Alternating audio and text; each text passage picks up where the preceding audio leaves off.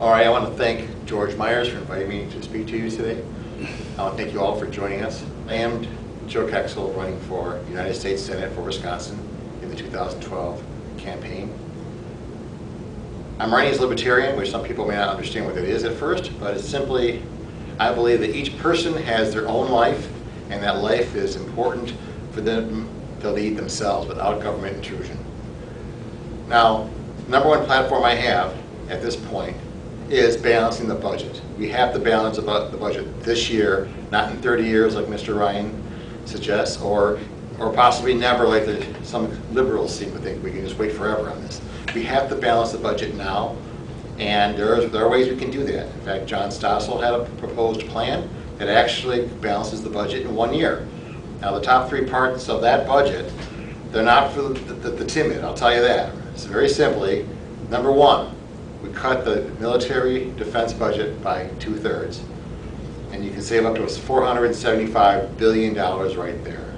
We also have the availability of making adjustments to Medicare through means testing and other types of adjustments, block grants, to possibly save $431 billion.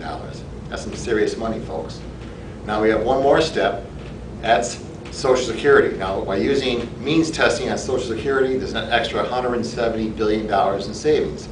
So what you're looking at, folks, is over $1 trillion in savings right there. Now, you have to understand the problem we have with that is I'm touching all the third rails I can.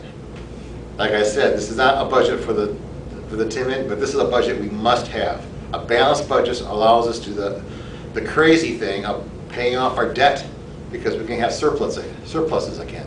So we can do that as a country, and we're not going to throw grandma under the bus, or we're going to leave Timmy all alone. There's lots of stuff we can do to save our society, and it's very important to start now. There's other issues that are important.